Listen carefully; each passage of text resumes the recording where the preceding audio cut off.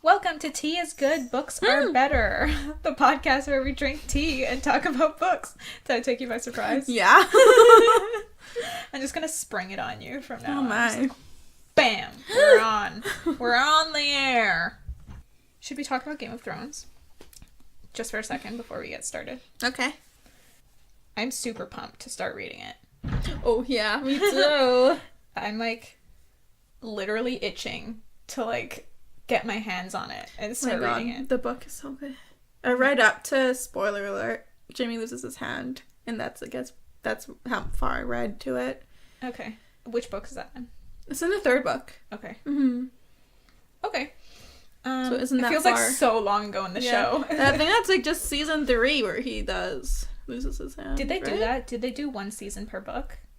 And it started off like that, and then it started being 2 seasons per book. Because remember season 3 was a mix of both season 3 and season 4. You know the reason they did that? Because they started running out of books. Yeah. Speaking of there's which, so much info. maybe we should talk about how the show's going. The show's going phenomenal. I'm super pumped. Shitting my pants every episode. Yeah? You're enjoying season 8 so far? Are you not? I won't. Okay, well, we can get... I'm enjoying it. I'm not gonna lie. I'm enjoying it. It's entertaining. It does keep me on the edge of my seat every time. But to me, the quality just doesn't feel quite the same as the previous seasons. What? From a storytelling standpoint. I feel like everything is closing really fast. That's what I mean. Yeah. Yeah. Spoiler alert, if you haven't watched the new season of Game of Thrones, we're going to be talking up to episode 4, probably. So if you haven't listened, turn this off. Or if you haven't watched, turn this off. Or just go watch it and then turn it back on. Okay. Okay, let's talk about episode 3. The battle at Winterfell with the Night King. We watched it together. You did? I was definitely on the edge of my seat the whole time. I was like screaming and crying. Yeah. And cheered, when Arya finally took out the Night King. I was pacing and shit. Yeah. I could not sit still. Yeah. But later on, when I've watched it 3 times now, that one episode. Damn! Now I can kind of look back on it critically. Oh. And I think I was actually kind of underwhelmed with how it ended. Oh? Well, I guess. I feel like there wasn't a lot of deaths. I was expecting a lot of deaths. Yeah, well, there were some things that they just... Game of Thrones thing, basically, is that no one has plot armor. Anyone can die, right? Yeah. But in this one, all the main characters had plot armor. Mm-hmm. I think that's true. People only died at, the right moment. Yeah. Even when they should have died earlier. Right? When Jorah ran forward with the Dothraki charge, he should have died then. None of them should have come back. It's true. That's true. Yeah, so there's that. And there's also, it just felt like there was so much leading up to this moment. There was so much setup, and then not enough payoff. It felt like Bran should have had more going on. Yeah, I saw, so many stuff making fun of how he was just sitting there, just hanging out with the ravens the entire time. Yeah. I watched, actually, one specific video. I forget. It was called Rewriting the Night King.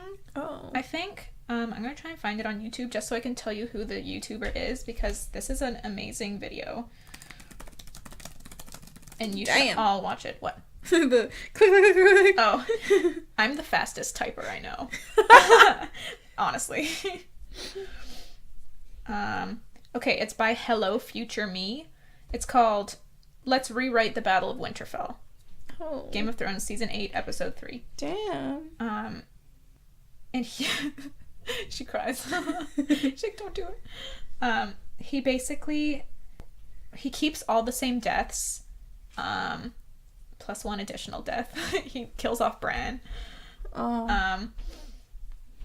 And then also adds, some really cool elements that kind of just Honestly, watching this afterwards, I was so upset that the real episode wasn't like this. This is why I don't do this to myself. Yeah, but it's like, for me, it's a good teaching moment because I am a writer, right? So it's helpful for me to look at why people were not happy with the episode, why it didn't work on a storytelling standpoint.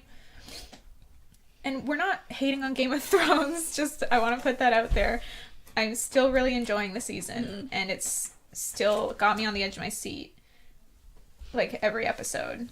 But it's just, like, looking at how it could have been improved. And yeah, in this video, he talks about how Arya should have been wearing Barrack's face when she went for the Night King. Who's Barrack? Barrack is the guy who died defending her with the flaming sword. Oh. Yeah, she should have been wearing his face because he died and he would have come back as a walker, right? Oh. So that would explain how she was able to sneak up on him. Yeah. So she should have been wearing Barrack's face to explain that. And in this video, he also kind of reorders the deaths so that they have more of an impact. Like he said, Jorah should have died right at the beginning. Just to establish that no one has plot armor and that, like, this is going to be a scary ass episode, right? What else did he say? He also says how Bran, while he was sitting there, should have been going into the past, like, over and over again, trying to, you know, solve the problem before the Night King gets into the castle. And do you know how Bran gets warned by the Three-Eyed Raven to, like, not go too deep into the past? Or else, like, you know, it's problematic. Yeah. So one of the things that this guy said, I should find out his name. I'm sorry. It's Hello Future Me. I don't know his name. I'm sorry. But he's Australian. He has an accent, so go listen to him. Because that makes it worth it. It helps. Yeah, he says that Bran should have gone into the past to talk to King Aerys, the Mad King. Oh. And basically Bran is the one who drives him mad. Oh, by saying, like, warning him about the Night King and being like, you know, you need to burn his armies. You need to, like, get rid of them. And then that's what drives King Aerys crazy, being like, burn them all! Burn them all! You know, and that's what makes him go mad. How interesting would that have been? That would have been really sick. Like, right? The whole door Exactly. scenario. The same situation. And then also, Bran would, like, come back from that, be back in the Godswood, and then be like, oh my god, like, I almost fucked this all up. But then he tries again. He goes back to when the Night King was created. Oh, that's far. Into the mind of the Night King. To try and tell the, like, little fairy children. What are they called? Children of the Forest Yes. is one word. That's it. One name. He tries to tell the children of the forest not to do it while he's in the Night King's body. Ooh. But then he gets stuck there because he's gone too far into the past. So Bran is the Night King. He gets made, he gets stuck in the past, and that's the whole reason that the Night King's trying to kill him, so that he can't ever come back. Oh as my Bran. god. Right? How nuts would that have been? That would have been nuts. It just feels like there's been so much setup for some sort of payoff like that, so that we can, like, look back at things that we know already and recontextualize it and be like, oh my god, that's what that was this whole time, you know? Yeah. How interesting would that have been? That's why I'm so upset Oh my god. by what we actually got, you know? Mm-hmm. It's not a bad episode. It's just that, like, it could have been better. It could have been. Ugh. Just thinking about it too much actually makes me upset. But, I mean, honestly, who knows what they have coming in the upcoming episodes. I feel like the Night King is probably done with, but, I mean, who knows? Maybe he somehow comes back and I feel like his ending last was two really episodes. fast. Exactly. Like, it didn't feel like Like he was that much of a threat. That would have been an epic Night King ending. Yeah. Mm-hmm. Yeah. And this guy says he thinks how it should have ended is, like, Jon should have made it past Viserion so that sacrificing Sam actually leads somewhere. Because, you know, he, like, walks past Sam, chooses to go ahead instead of saving Sam. because Sam's like getting mauled by all these monsters. Oh yeah. He says first of all that moment should have been extended so that it has more of an impact on the viewers, so that we understand more that he's choosing Bran over Sam. Yeah. Which is the first time he would have ever, left Sam behind, because he always goes back for Sam. So first that moment should have been extended, and then Jon should have made it past Viserion into the Godswood, and then be hiding in the tree. That seems a little goofy, but I can see it. And then basically, as the Night King makes it to Bran, Jon jumps out of the tree. Theon's already dead at this point. Yeah. Jon jumps out of the tree. Arya lunges at him from behind as Beric, wearing Beric's face. But then they're both still too late, and then Bran dies. And then the episode just has more of an impact that way. Mm-hmm. And there's more payoff for everything that's been leading up to it. Does that make sense? Yeah. Yeah. What could have been, folks? But go watch this episode. It's actually amazing. And if you're a wannabe writer like me, it's a great way to sort of learn why things work and why they don't. Yeah. All right. I guess we can move on from that. Oh, also, let's talk about episode 4 real quick. Episode 4. Well, I was really upset and disappointed that Rhaegal survived the Night King battle. And then the next episode. Oh, yeah. He's dead. Psh. I thought you were saying you were disappointed he survived at all. I was like, what? No, I was disappointed that he survived. I was excited he survived, but then I think he dies.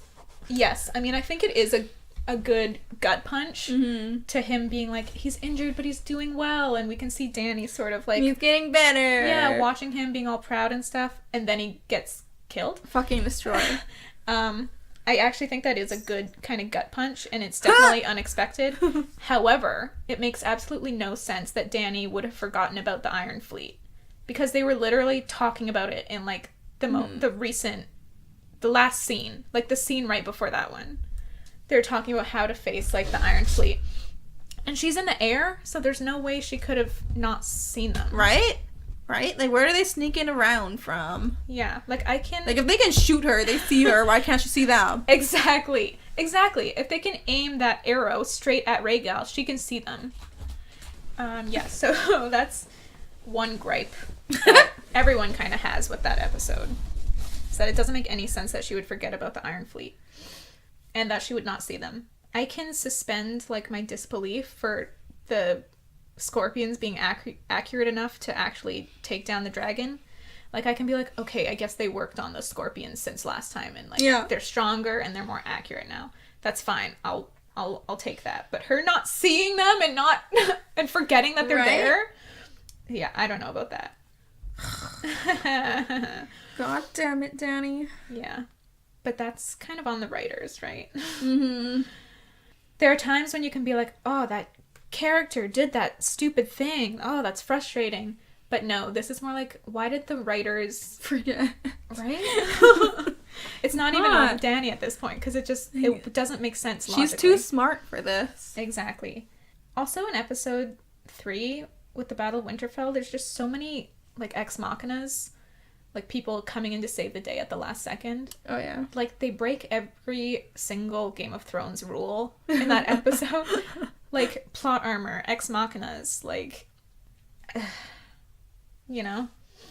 It's true. I was surprised by that episode. It makes me wonder, is George not involved at all anymore? Because I thought, they would talk to him in previous seasons. I think he is. I just don't think he knows how to end the show. Or end his books, because he's already writing his prequels, right? When he hasn't even ended The Song of Ice and Fire yet. I've actually watched a couple interviews with him. Oh, shit! He says it's a lot easier and faster to write the prequels, because it's basically... this happens, then this happens, then this happens. And it's really in order, idea. And it's really easy. Yeah, and he's already thought about that stuff. Yeah. The reason that writing, the Game of Thrones books... or Song of Ice and Fire, I guess I should say, is more difficult is because, it's not this happens, then this, and then this. It's all these things happening at once. They need to be interwoven and, interconnected, and, But I think we know, he's a great writer, and I think he has a plan for all the characters, so I'm not convinced that he has had a say in how things are going in this last season. Do you know what I mean? Yeah. Because I feel like he does have a plan for these characters. Before that he finds writing really difficult and he's jealous of Stephen King. Yeah, I saw that interview too. He asked Stephen King straight up, how do you write so fast? Right. Honestly though, same. I'm definitely closer to a George than to a Stephen King. But really not close to either of them. Okay, I mean, I guess we ranted long enough. Still enjoying the season. It's still enjoying it. Still my absolute favorite TV show of all time. Yes. Probably will be for the rest of my life. Wow. I wonder if they'll ever, like, when he's actually done the books, if they'll recreate the show. I hope they fucking don't. You hope they don't? Yeah. What the hell? Can you imagine they doing it all over again? Different cast. Everything. Like, I'll be like, fuck, don't touch my show. Oh, but that's what people say about, like, things like Ghostbusters. But that's just a freaking movie. It's not like a whole fucking series that's being remade. Yeah, I mean, I guess I can't really think... I'm sure there is, but I can't really think of a huge like, epic fantasy series that's been remade. Star Trek that's huge. Oh, but it's not remade. It's just different timelines. Right. You know? Okay. Like, I can see that with Game of Thrones, but, like, don't fucking remake it. Yeah. Who knows? I think Harry Potter should be a show instead of movies. Me too. Absolutely. Like, I don't think you really get a lot of Harry or the other characters or even, like, the world building from the movies. Mm-hmm. Like, the actors were great, but I feel like there was a lot more that the books had. Yes. That the movies just... completely did not explain or, like, skipped over. Well, like, also in the 8th movie, Harry has the glass from Sirius's mirror, right? Yeah. Never in the previous movies does it show where he got that. Right? It's like suddenly magicked. He suddenly has it. What's this? Because, like, the screenwriters suddenly realized it was important. So they don't even explain how he got it. It makes no sense. Mm-mm. But yeah, that would actually make a great show, I think. Like, Stranger Things style, like, little kids, and you start that off, and... Ooh. Dude, I would totally write it. That'd be nice. You can hire me as the screenwriter. Yeah. I will do it. Okay, let's get started. You know what should be made into a TV show? What? The Inheritance. Oh, The Inheritance Cycle? It's so good! But you haven't read it yet, so we'll get to there. Well, I've read up to Inheritance, but I have not finished. Isn't that the last book? I haven't read up to it. I've read up to Brazinger. Brazinger is the second last book, right? Yes, but have not finished Brazinger.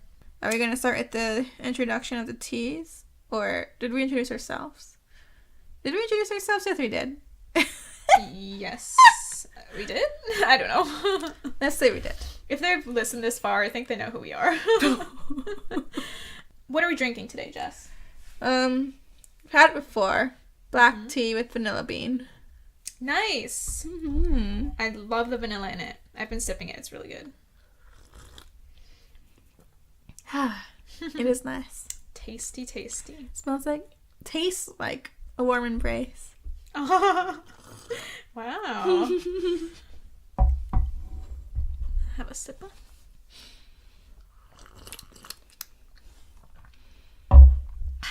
That's nice. Okay, let's get into it. Chapter 5. Cry to Heaven, Part 3, Chapter 5. Let's do it. Chapter 5 opens with Guido and Tonio arguing. Tonio has apparently cut another student who was tormenting him. That's hilarious. Yeah. Stand up for yourself.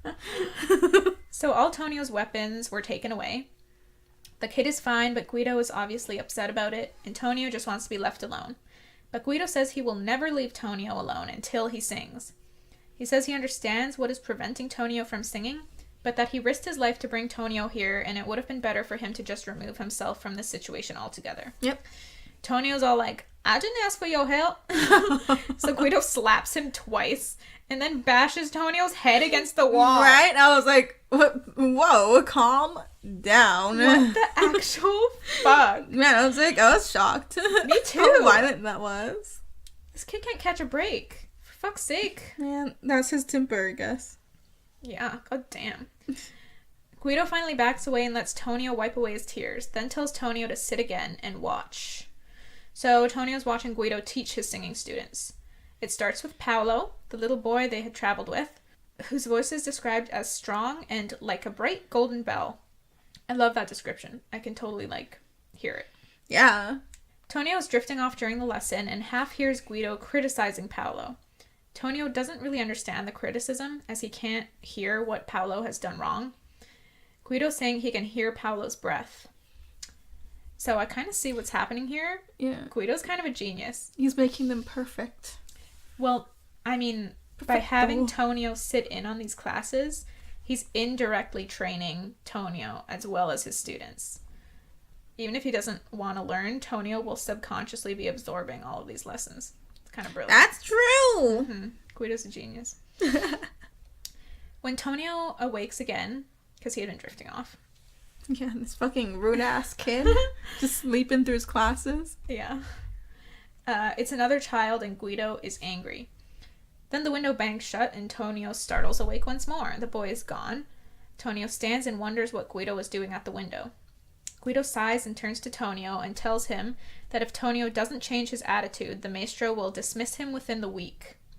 Guido says he can't do anything about it, that he's already done everything he can. Tonio stares at Guido and sees a terrible defeat in his face, and he wonders why Guido cares so much about him. Mm-hmm. Tonio then says that it's his own voice, and it will be his no matter what Guido has gone through. His voice does not belong to Guido, and that he can't sing. He will never sing again. Not for Guido, not for himself, not for anyone. Stubborn AF. Mm-hmm. But we'll find out why. Later it's dark, and Tonio is in his room listening to the hum of the sounds from below, and he feels the strangest sense of peace. Tonio wonders if he feels this way because he's so wary of being angry and bitter, and he thinks he might really love this place. Mm-hmm. If he could feel this sense of peace all the time. And so he decides to let go and give in to the peace. Now, I don't know about you, but I could really relate to this. Life gets really hectic, and personally, I'm either, always working towards my future goals, or I'm, stressing about it.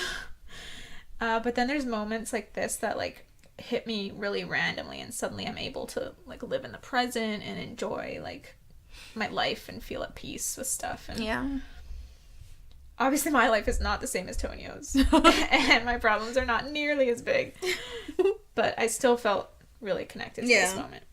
Do you get that sort of thing? I do get it. Okay. It's a rare, special moment. Definitely rare and special. Where you're in the moment. It's like, I feel good. Yeah. Mm-hmm. You're not thinking about the future, not worrying about nothing, just enjoying yourself. And that's a good moment. And being in the present. Mm-hmm. God, I live in the future so much, dude. Right. Honestly. It sucks. Go away. All I think about when I think about life goals is things will be, my life will happen in the future. But I need to remember that it's happening now. Right? And it really sucks. You're wasting your youth. Right? Just worrying on your future. Yeah. And that sucks. Oh my god, that's so real. As an old person, you can't really enjoy life as much as you can as a younger person. That you can't do as much. Mm-hmm. And I think that's one of the worst things of society is forcing us to fight for this future and struggle and go into debt and all this stuff, and it really sucks. Yeah. You're so right. Mm-hmm. Oh my god. Yeah. How real is that? Dude, get too real. Alright. Back to fiction. Back to Tonio. So, Tonio imagines that life is good and that he's happy, and he pictures walking over to the harpsichord and playing and singing. He lays on the bench and imagines this for as long as he can as the night gets darker. At one point, he actually considers going over to the instrument, but he quickly squashes the thought. And we finally get... stubborn. Yes. We finally get the direct reasons why he refuses to sing. First, it reminds him of all those nights in the streets of Venice, singing and drinking, and how he basically played straight into his brother's hands. Triggered. Yeah. And secondly, it makes him wonder if and how anyone could believe he would actually do this to himself. And finally, if he sings now, it is no longer the voice of a child. It is the voice of a castrato, the monster he has become. And to sing would be to give in to that new role. Mm-hmm. So he really hates this role. Yeah, now we can fully understand why it's so painful for him and why he won't sing and why he's being so stubborn about it. Then, Maestro Cavala comes into Tonio's room and hands him his sword back. Tonio's confused at first, but then he sees his stiletto, pistols, and purse on the desk. The Maestro tells him that there's no longer any reason for Tonio to stay in this place. He has written to Tonio's family in Venice that they must make other arrangements, and then he tells Tonio he has to leave. Tonio can see that the Maestro seems emotional. The Maestro tells him that Tonio's things have arrived in a carriage downstairs, the stuff he's had sent from home in Venice, and that he must take them and go now. Yeah, he's not angry. It's weird. Yeah, he's like, finding it strange. He's shaking. His lip is quivering. Oh yeah, the Maestro seems emotional. Tonio's gonna kick the fuck out. Yes. Get out! Tonio asks if this is Guido's decision, but the Maestro doesn't respond. Tonio says he would like to speak to Guido, but the Maestro says no, tells Tonio to get out, and then he leaves. So Tonio grabs his thing and heads down to the front entrance. He notices the conservatorio, or the castrati school, is unusually quiet, even for this hour. Tonio looks down the corridor and he sees the figure of the Maestro beyond the door at the back of the building. Then the Maestro comes toward him and asks Tonio if he wants to see the results of his stubbornness with his own eyes. And I had to stop here because I had a horrible, awful feeling. And I kept like rereading the same sentence over and over because I didn't want to keep going. I was like, I'm not gonna like what comes next.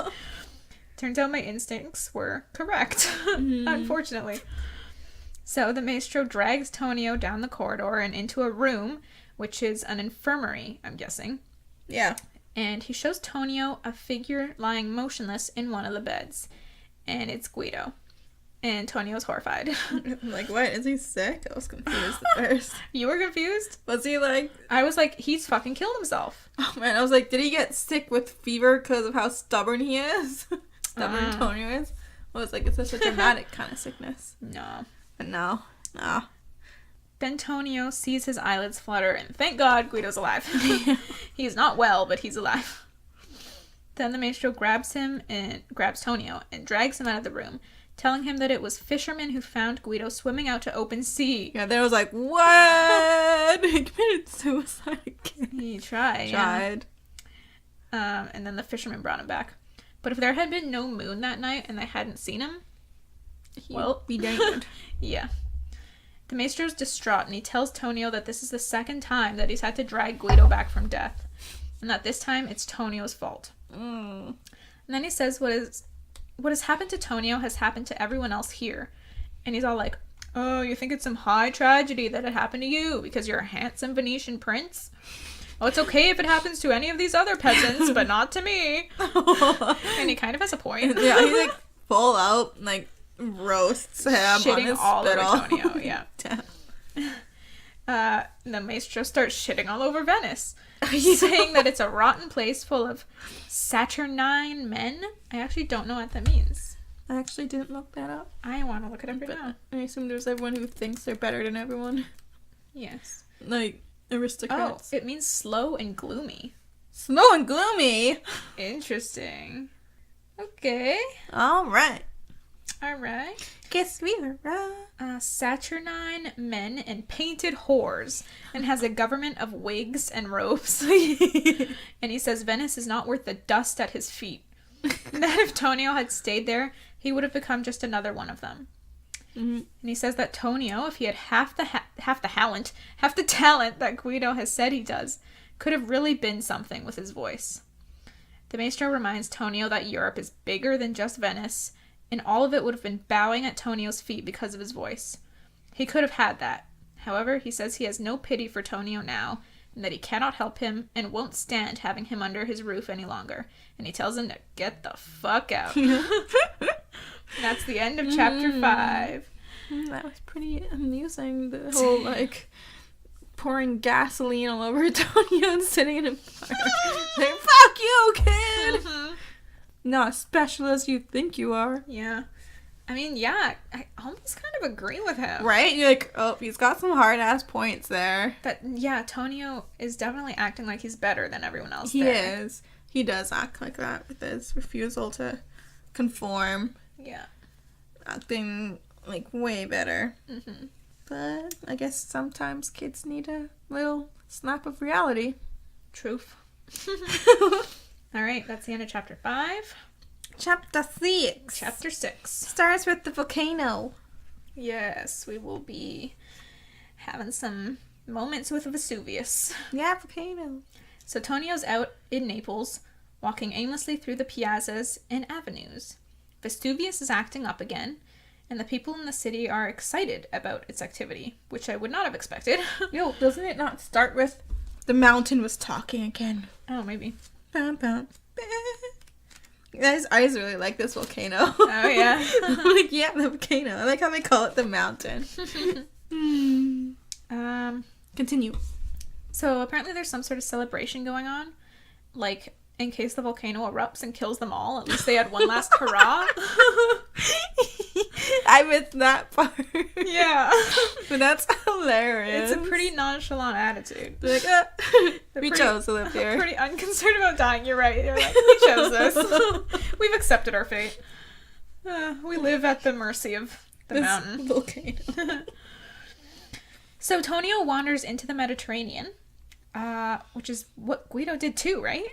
I feel like he's just sitting there enjoying the warmth of the water, splashing his super expensive clothes. It's kind of reflective, right? I guess, of yeah. this same thing. Tonio lets the water soak him, and he lets his pain wash over him, and he's crying in the sea. Then a driver of a calash, which I looked up, it's an open carriage. Like a carriage without a roof. Horsies. Yeah. A driver runs over and is talking in his Neapolitan jargon and gestures with wild concern for Tonio to join him in his carriage. And the man seems concerned about Tonio's expensive clothes. He's like, you're ruining them. Yeah. So Tonio laughs and tells the man in the little dialect he knows to take him up onto the mountain.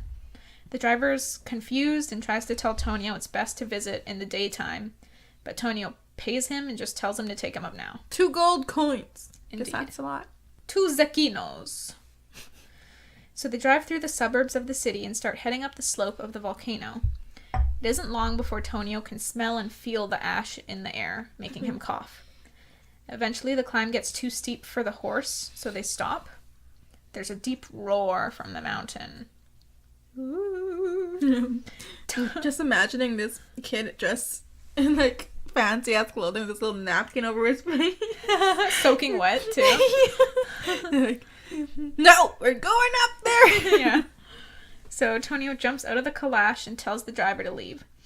The driver tries to protest, but 2 figures emerge out of the darkness, the guides who take people up the mountain. One of the guides also seems reluctant, so Tonio quickly pays them and grabs the guide's belt to lead him on, and they start upwards. There's another bellow from the mountain, and small stones rain down on them. Another figure appears from a house on the slope and tells them they can't go any farther, saying they're in danger. People live on fucking Vesuvius? Yeah, people live freaking on that freaking volcano. Yeah, holy shit.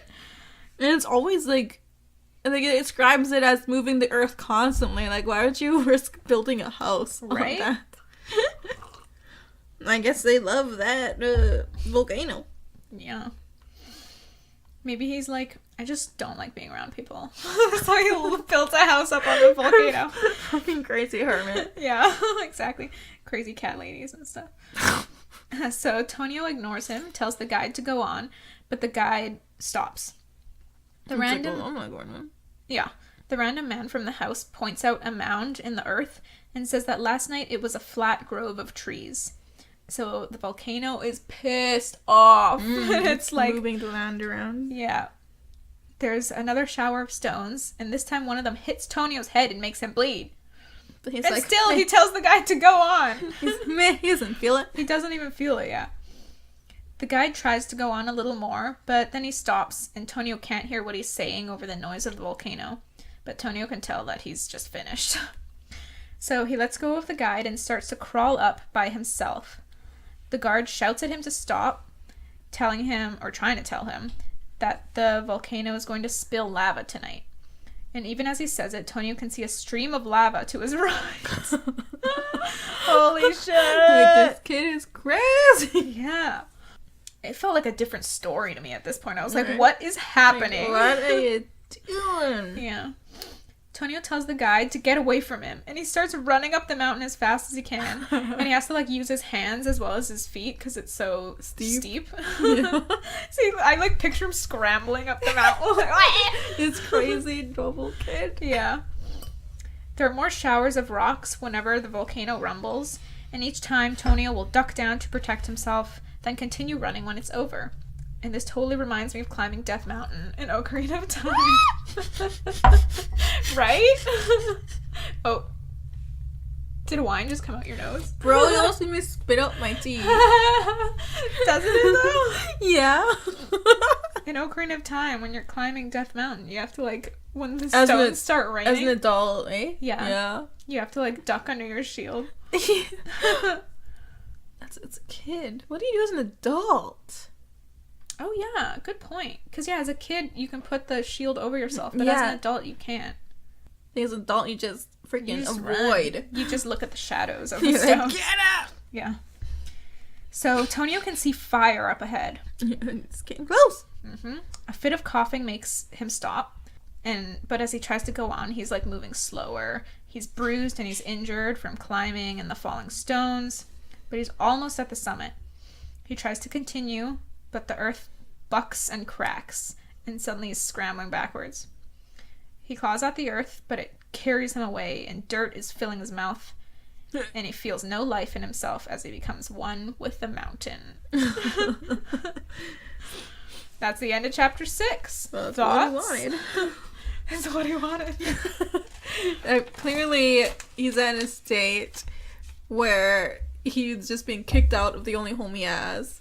He has nothing left. So he's like, let's go put myself in a dangerous situation to feel alive, maybe. Yeah, he's on like a self-destructive path. Chapter 7. Chapter 7. Is Tonio alive? Is he dead?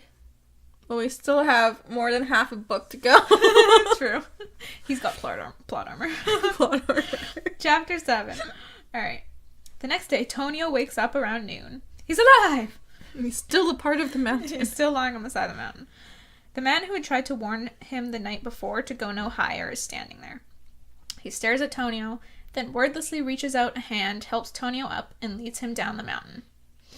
Back in the city, Tonio immediately goes to a fancy albergo, which is an Italian inn. Fancy. We're learning all these words. He rents himself an expensive suite of rooms, where he bathes and dresses himself and dines out on the veranda. He watches the city below him, thinking. You missed the part where he looks at himself at the mirror for the first time. Like, really looks at himself. Did I miss After that? he bathes, I thought that came later. he looks at himself. Okay. Yeah. I thought That's that probably was important. interesting. Okay. As he, like... Oh, yeah, looks at his naked body. Yeah, I guess he's, like, finally accepting who he is. Like, Yes. Or he's finally able to face it, at least. Even if he hasn't accepted it True. yet, he's finally able to look it in the face and stop trying to deny it. yeah. Tonio realizes that he hasn't used reason since leaving Flavago. Mm-hmm. Instead, he's allowed his anger and pain and grief to consume him, which hasn't helped his situation at all. Nope. True. Well, he decides that's over. He isn't sure how lying on the mountain overnight had helped him reach this decision, but it had. I think it's because he almost died and realized he didn't want to die. Yeah, when you face death and you're like, wait, I want to live, then Yeah. you suddenly, all these solutions happen. Yeah. Mm-hmm. You That's what realize- happens with suicide victims who actually survive. They realize that their problems aren't as big as they thought it was. Like people who Sometimes. survived jumping off bridges. We shouldn't put them all together. I guess. But yes. People who have survived. It can happen for sure.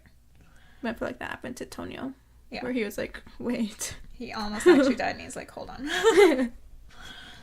Tonio also realizes he's entirely alone now. Carlo had done something evil. Tonio could never live amongst his family and friends again because he would not be able to handle their pity and curiosity. Mm-hmm. So even if he wasn't banished from Venice, he still wouldn't be able to return. Tonio also faces the fact that Andrea betrayed him. The most. Yes. The biggest betrayal. Mm-hmm. Andrea had known that Tonio wasn't his son, yet he had let him believe it, and even pitted him against Carlo to continue his war after his death. With zero knowledge of what was going to happen. Yeah, it says, like, with only lies and half-truths. Right? So it's, like, setting up against the Goliath with, like, a freaking butter knife. Nice. Tonio knows, though, that Andrea would have defended himself, saying something like, Tonio would have been nothing but a bastard without him, and he chose to save his family name and take in a woman and child to whom he owed nothing. But still, he had sent Tonio into battle with only that butter knife. Yeah. And this situation is what had come of it. So Tonio feels like a kind of distance from Andrea now. I think that's good. Now the self-healing could happen. Yeah. And the last Tresci remaining is the cowardly but cunning Carlo, who had done this to him. So the Tresci are also gone from him now. But their blood still runs in his veins, and he feels a love for the Tresci, past and future. And now Tonio thinks about what lays ahead. He is a eunuch now, and eunuchs are not treated very well. Men find them disturbing, and women can't leave them alone. They are the butt of jokes, and he suddenly understands the singer Caffarelli's rage. Yeah, the really rude singer from quite a few chapters ago. Mm-hmm. But he was like, this guy's an ass. No, he gets it. Now he gets it. Even in Tonio's short time at the castrati school, he had seen the self-loathing of the students. And he realizes the Conservatorio is the only place that will accept him as he is. And if it were not for the Conservatorio, his fate would be worse than death. Mm-hmm. But he does have the Conservatorio. Or he could have it. He could. Back when Tonio had been in that bed in Flavago, he had wanted to die. But on the mountain, he had not wanted to die. The Conservatorio and the music were there for him. So this is like Tonio's big epiphany. Yeah. Thank you, Vesuvius. So Tonio now knows what he's going to do. There are two things. 2 life goals. 2 life goals. First, revenge against Carlo. A revenge. But that will take some time, because Tonio plans not to make his move until Carlo is married with children. So, as long as the Tresci line is continued, then he'll continue. Indeed. Tonio doesn't care whether he survives the revenge. The second thing is that Tonio will sing, because he loves it and because he wants to. And he doesn't give a shit what anyone else thinks or what it means. He just wants to do it. Good. I was like, yes, good for you, Tonio. Your one passion is singing. Why deny it? Yes, reclaim your voice. It's yours. So, as Tonio is packing up his things in the albergo, he remembers Andrea's words. That once he makes up his mind that he is a man, then he will be. And that is how Tonio decides to overcome his anger and his hatred. He looks into the mirror at himself and decides to accept the good things that Andrea had given him. He's still afraid, though, which makes him think of sexy times with Katrina and Bettina, and stressful, not sexy times with his mom. Oh my goodness. But he empties his mind, the 3 women vanish from his thoughts, and he heads to the Conservatorio. Mind over matter. Yes. I guess he thinks of those times because that's, like, how he would kind of drown his sorrow. Mm-hmm. You know? I don't know how the stressful times with his mom. Right? I guess that's just part of his fear. Yeah. Is, like, being with his mom, which makes sense. Okay. Mind over matter, and that's the end of chapter 7. Nice. Thoughts? I'm just proud of his character progression. Yeah. Yes. Well, he's got the clarity. He knows what he wants to get done, and he's going to start with the singing. Yes. Yeah, well, he plots for revenge. I realized we forgot to do a summary of where the characters were when we started. Oopsie. Oh well. Alright. Chapter 8. The last chapter, and a very short one. Oh yeah, it is. But yes, this is the last chapter of part 3. I have 3 points with this chapter. Okay. It's siesta time at the conservatorio when Tonio arrives, so it's quiet and empty. He walks right in and back up to his room, and it's pretty much exactly as he had left it. He feels... But he makes it his home right away. He's like, yeah, well, I'm staying here. Yeah, exactly. And he feels a sense of calm. And then he puts on the black tunic and red sash of the castrati and heads down to Guido's study. Guido looks up from his instrument, instantly pissed that someone is interrupting him. But then he's dumbstruck when he sees Tonio. Tonio asks if Guido can be persuaded to give him another chance. Guido then beckons him over and shows him the sheet music and immediately starts playing the music on his harpsichord. Antonio sings! He sings! Woo! And he's perfectly on pitch, and his voice sounds huge and unnatural to him and almost out of his control. But he forces himself on, and when he's finished, he feels almost good. Almost good. Antonio realizes that Guido is looking past him. The maestro Cavala comes in through the open door and asks Tonio to sing it again.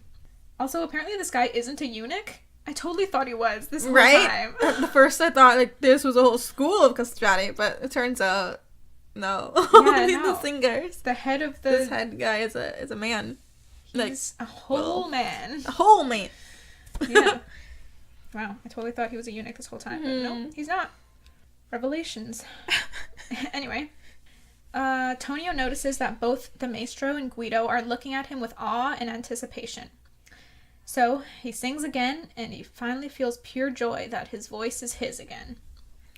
That's cute. Yeah. When he's done, Guido stands and hugs him. Thought that was cute. Antonio is reminded of another moment when he had held someone and noticed a similar concealed emotion. But he can't recall when or who it was. And I was wondering who you think it was. Probably Carlo. I thought it was his last moment with Carlo, too. Yeah, like the last hug. the times that they've embraced and he was like, do I love him or do I not? Yeah. But like Billy has that kind of relationship with Guido because he's got his like anger, but he also is lovable. Yeah. Then the maestro tells Tonio his voice is magnificent. Magnifico! Magnifico. And that's the end of chapter 8 and the end of part 3. Thoughts? I'm just pumped that he's singing again. Yeah. Now we can watch this guy become a superstar. Right? Like, where's it going to go from here? 1700s. It's crazy. Because he's clearly going to surpass his classmates real fast. Yeah. He's going to start singing in operas. Going to be a real celebrity. No spoilers. But yeah, it's pretty exciting. Because there's like so many ways it could go now, right? Yeah, I'm just excited for the revenge part though. Oh, yeah? Wow. Anything else? Any last things you wanted to add? Nope. If you haven't heard already, after this book, we will be reading A Game of Thrones by George R.R. Martin. So purchase it now so you can read along with us. All right? All right. All right. Cool. We've talked a lot about Game of Thrones. I know. In this episode. Well, it is something we both love. Yeah, and I'm really pumped about it. Question, are we going to read the books? We're going to read all of them? Like in order? After the other. We'll see. I'm open to that. Definitely if we get, like, good listens. Good listens? Like, if we get more views and listens on, yeah, we got A Game of Thrones, I think we would be stupid to not just do the rest of the series. Right? Because I also feel like it's kind of weird to do a series and then just, like... kind of stop in the Yeah. Yeah. You gotta dedicate yourself, which is alright with me, because those books are good. Okay, cool. Yeah, I'm actually... I keep saying as a writer, like from a writer's perspective. As a But writer. seriously, as a writer who's trying to, like... I'm, like, working a medieval fantasy in my head, like, trying to put one together. This is going to be really cool for me to sort of see, a different way with the different perspectives and, like, how it's written. Oh, it's so good! I'm really excited because I have such... like, I'm having a difficult time like forming an entire world. Ooh, that's like the hardest part. I would think, especially if it involves other languages. Like, I think that's totally badass when an author creates a whole other language. Well, I don't know if I could do that. Right? Like, what? Like, I can come up with some words, but a whole language, like Tolkien, like, Dothraki. Did George Valerian? create those whole languages? Yeah. Holy fuck, On that's Duolingo, insane. you can learn Valerian. You totally can. Holy fuck. You want to learn Valerian? Go to Duolingo. It's free. That's amazing. I think I'd rather learn Dothraki, just because it's so much more, like, violent and, like, rough. Valerian sounds nice, but... Mm-hmm. I think they have, like, other nerdy languages instead. Yeah, like, that Star Trek one. What's that Star Trek language? That Star Trek one. I can't go on the one it they 'cause talk mine will about go in Big straight. Bang Theory all the time. Right? I don't remember it. I don't remember it either. Somewhat that nerdy. But they have one that's Lord of the Rings with the elf. The elves speak Sindarin. something like that. That's it. It's not Okay. something like that. That is it. Something like that. The elves speak Sindarin. Yeah, they have that elf one, and they have the Star Cool. Trek one as well. Cool. So that's hilarious how you Duolingo. It's like, hey, you Yeah. I mean, learn. they know it. I'm so curious how you make a language. Do they just translate the words, or do they actually, like, change the whole, like They also do, like, whole freaking, Grammar grammar and that stuff, too. Like, conjugation? it's nuts. Holy Yeah. fuck. Like, you have to really understand linguistics Mhm. to create a language like that. Yes, absolutely. That's nuts. Tolkien was a linguist before he was ever a writer. Mm. Did you know that that's why he wrote Lord of the Rings? Because he was a linguist? He had created all these languages and he wanted someplace to put them. So he wrote this medieval fantasy. Oh and he's my like, god. I'll just make elves who can speak this language. Dwarves. Exactly. All these guys. Exactly. Damn. That's literally the reason he wrote Lord of the Rings. That's literally badass.